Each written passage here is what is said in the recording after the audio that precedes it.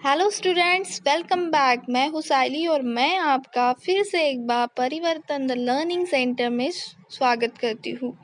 आज हम chapter number 14 biomolecules start करेंगे।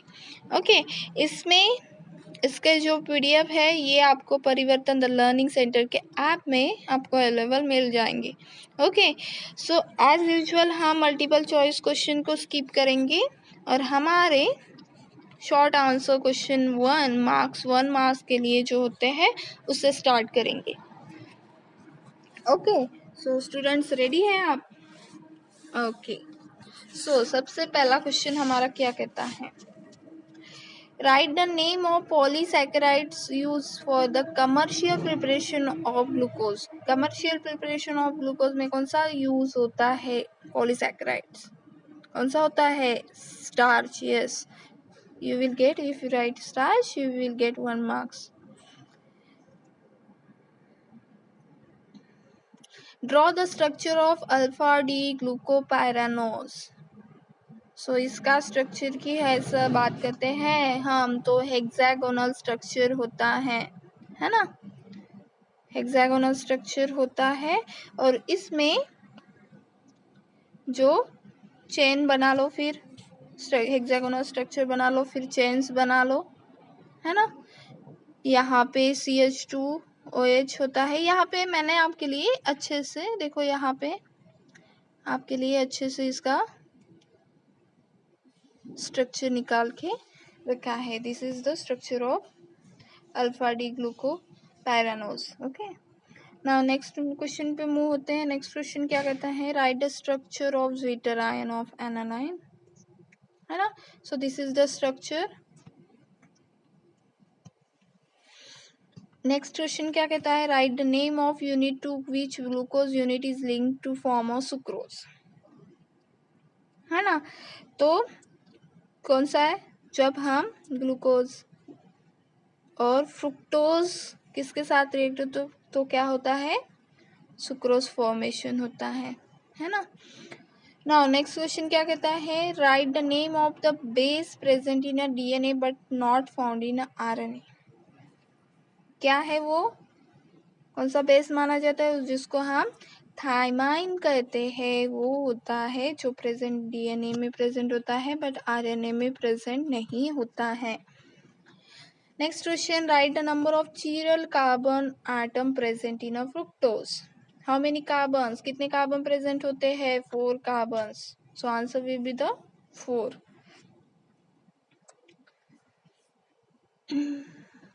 Now, sugar present in DNA is deoxyribose, D2-deoxy। क्या होता है? सेकेंड पोजीशन से ऑक्सीजन को रिमूव किया जाता है, निकाल देते हैं, है ना? तो कौन सा? D2-deoxyribose। Complete the following reaction, इस रिएक्शन को कंप्लीट करना है। देखो यहाँ पे दिया है आपको, किसका फॉर्मेशन हो रहा है? डाइपेप्टाइड, है ना? ओके, नाउ अगर हम इसकी बात करते हैं तो देखिए यहाँ पे NH2CH2 NH2 यहाँ पे लिख लेते हैं। Okay, sorry, NH2CH2COOH। अगर हम यहाँ से बात करते हैं और यहाँ पे सिर्फ हम इसका इतना ले लेते हैं और यहाँ पे इसको ऐसे HN लिख देते हैं, NH2 को। ओके, सो यहाँ से जो है ये वाटर निकल जाता है और हमें डाइपेप्टाइड बॉन्ड, और फिर ये अटैच होके डाइपेप्टाइड बॉन्ड हमें, डाइपेप्टाइड प्रोडक्ट हमें मिलता है। Okay, now next question. Next question क्या कहता है, short answer question type 1 2 marks के लिए। क्या बोला है पहला question, explain preparation of glucose from sucrose.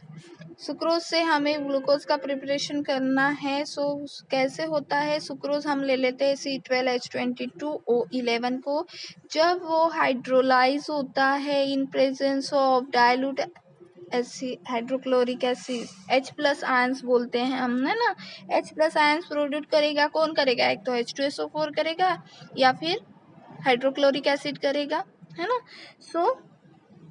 तो क्या होगा, यहाँ से जो CHO ग्रुप है वो और यहाँ पे जो है सल्फ्यूरिक एसिड और HCl के प्रेजेंस में होगा, है ना। तो हमें ग्लूकोज और फ्रुक्टोज मिलेगा, है ना। और हमको अगर ग्लूकोज को सेपरेट करना है फ्रुक्टोज से, तो हम इथेनॉल, जब हम कूलिंग करेंगे तो इथेनॉल का एडिशन कर लेंगे, तब हमें ग्लूकोज सेपरेटेड फॉर्म में मिल जाएगा। ओके, नाउ नेक्स्ट क्या है? Right a chemical reaction for the following conversation में देखना है। तो क्या होता है इसमें, देखो इसमें क्या हुआ है, ग्लूकोज इनटू ग्लूकोक्साइम, है ना। यहाँ से क्या होता है,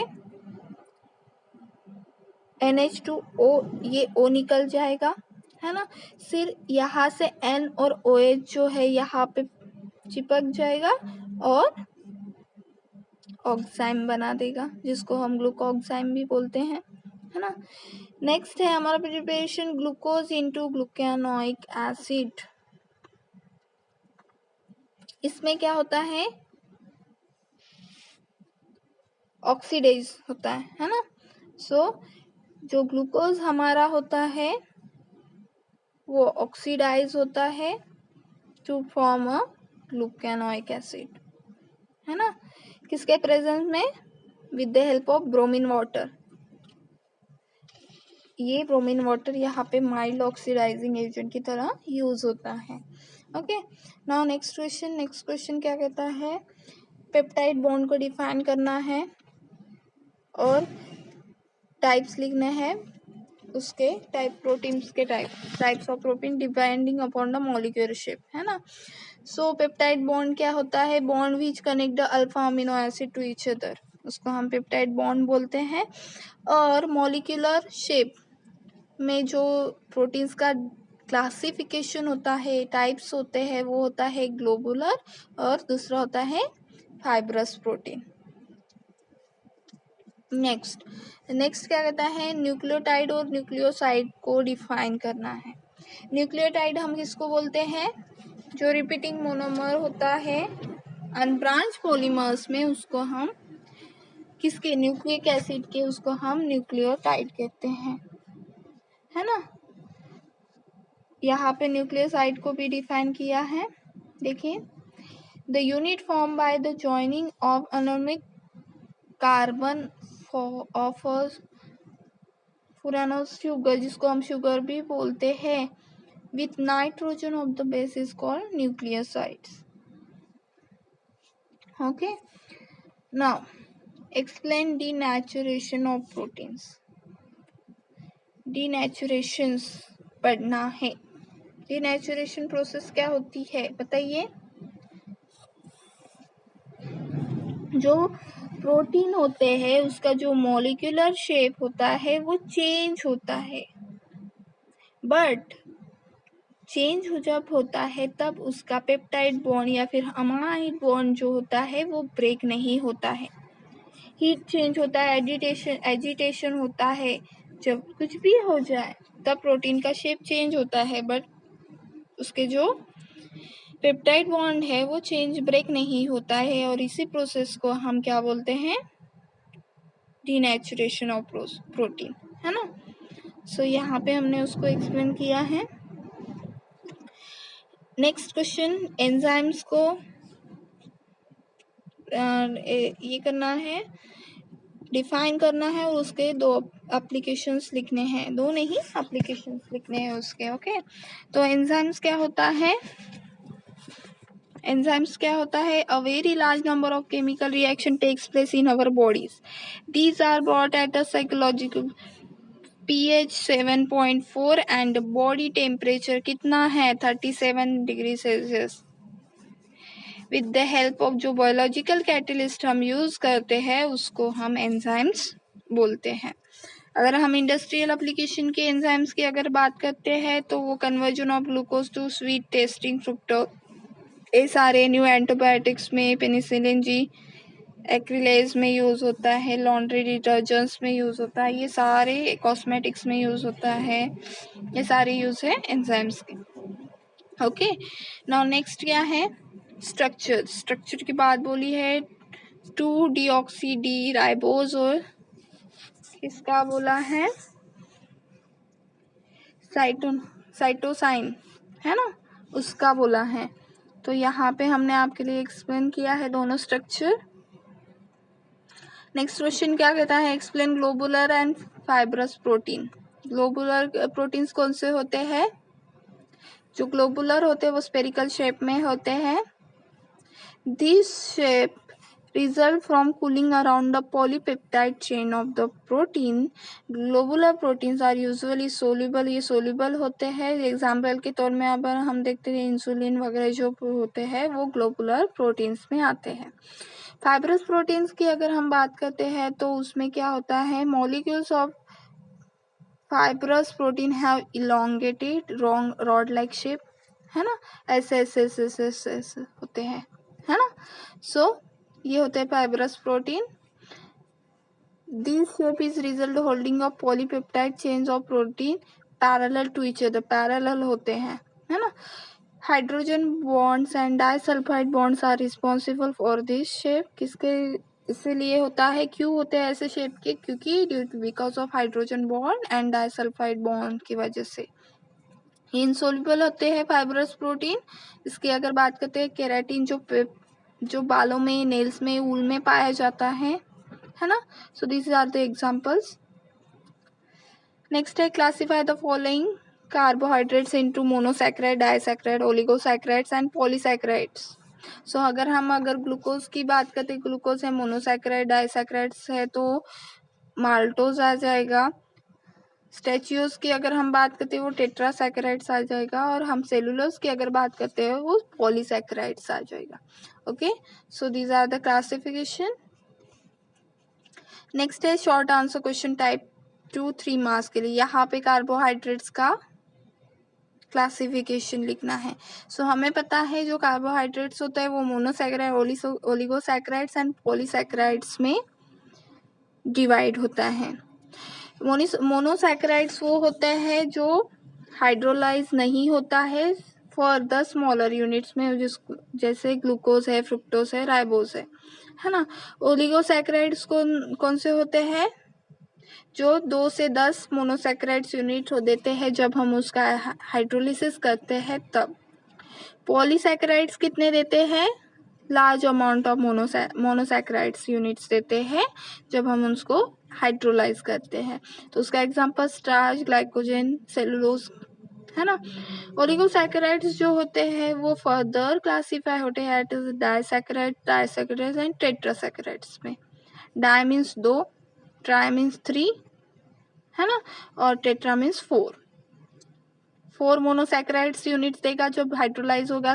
3 मोनोसैकेराइड्स यूनिट देगा जब हाइड्रोलाइज होगा, और 2 मोनोसैकेराइड्स यूनिट देगा जब हाइड्रोलाइज होगा, है ना। ओके, इसके एग्जांपल यहाँ पे दिया है, माल्टोज, लैक्टोज, रैफिनोज, स्टैच्यूज, ये सारे एग्जांपल है यहाँ पे। ओके, नाउ नेक्स्ट क्या कहता है, what are the action of the following reagents on the glucose. Acetic anhydride जब ग्लूकोज के साथ रिएक्ट होता है तो formation of glucose penta acetate होता है और acetic acid removal as a by product हमें मिलता है। दूसरा बोला गया है हाइड्रोक्सिल अमाइन का क्या होता है ना। जब हम ग्लूकोज को हाइड्रोक्सिल अमाइन के साथ यहाँ से वो निकल जाता है, N और OH यहाँ पे आके चिपक जाता है, और ऑक्साइम जो प्रोडक्ट फॉर्म होता है उसको हम ऑक्साइम कहते हैं, है ना।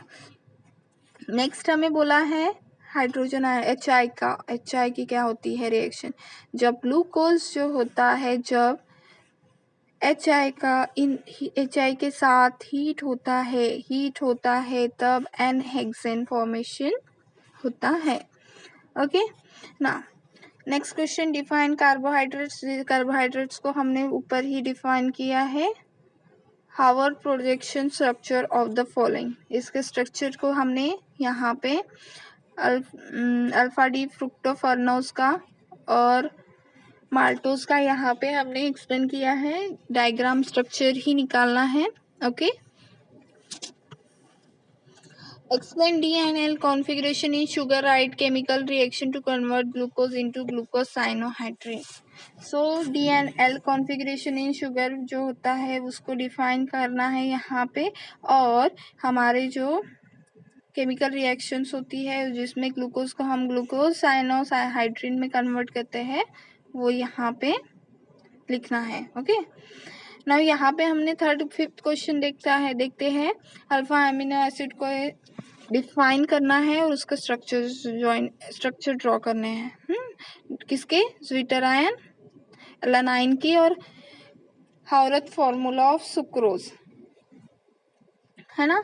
सो अल्फा अमीनो की क्या होती है? अल्फा अमीनो एसिड्स को अगर हम डिफाइन करते हैं तो वो कार्बोक्सिलिक एसिड होती है जिसमें अमीनो NH2 जो ग्रुप होता है वो अल्फा कार्बन को डायरेक्टली अटैच होता है ना। जो carbon alpha carbon that is carbon next to the carbonyl COH के बाजू का, है ना। फिर हमने इसके स्ट्रक्चर को नीचे डिफाइन किया हुआ है। Okay, this is ज्विटरायन। Now next question क्या कहता है? Explain primary structure of proteins. Proteins का प्राइमरी स्ट्रक्चर क्या है? इसमें क्या होता है? अल्फा अमीनो एसिड होते हैं, वो कैसे लिंक होते हैं? अल्फा पेप्टाइड बॉन्ड से लिंक्ड होते हैं, है ना। सो हमने कमर्शियल फिर इसको एक्सप्लेन किया है यहाँ पे, और फिर हमने ग्लूकोज का कमर्शियल प्रिपरेशन लिखा है यहाँ पे। देखिए, स्टार्च से हम ग्लूकोज का कमर्शियली प्रिपरेशन करते हैं in the presence of at 393 kelvin. फिर से हमें H+ आयंस चाहिए तो H+ आयंस हमें डायल्यूट H2SO4 से मिल जाएंगे और 393 केल्विन या और 223 एटमॉस्फेयर प्रेशर तक हम यूज करके हमें स्टार्च से ग्लूकोज मिलता है। ओके, नाउ नेक्स्ट क्वेश्चन क्या है? लॉन्ग आंसर क्वेश्चन 4 मार्क्स के लिए पूछे जाते हैं। Define define carbohydrates, give the classification. Again वही हमने अभी इसका क्लासिफिकेशन देखा था, मोनोसैकेराइड, ओलिगोसैकेराइड, पॉलीसैकेराइड्स, वही क्लासिफिकेशन लिखना है। कार्बोहाइड्रेट्स की ऊपर में शायद में हमने डेफिनेशन नहीं लिखी थी, so you can copy from here carbohydrates की डेफिनेशन और ये उसका classification. Okay, now next question क्या कहता है? मोनोसैकेराइड्स क्या होता है और ग्लूकोज कैसे प्रिपेयर होता है? कमर्शियल स्केल में कैसे होता है? स्टार्च से प्रिपरेशन करते हैं, अभी हमने देखा था। और draw the structure of pyran. और उसका मोनोसैकेराइड्स क्या होता है? These are the carbohydrate, अब भी देखा था हमने, which do not hydrolyze further into smaller unit is known as the polyhydroxyaldehyde, है ना। सॉरी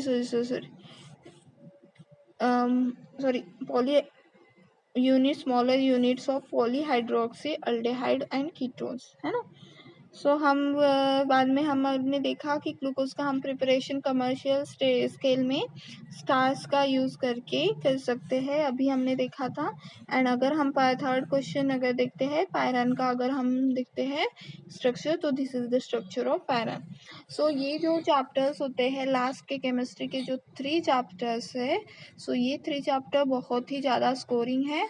यहाँ पे इस क्वेश्चन बैंक में बहुत सारे क्वेश्चंस जो है वो कवर हो गए हैं।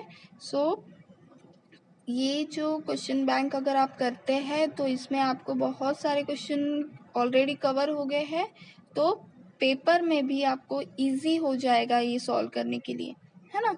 क्योंकि इन क्वेश्चन बैंक में ही चैप्टर छोटे होने की वजह से बहुत सारे क्वेश्चन इसमें कवर अप हो गए हैं। So students, thank you very much, bye bye.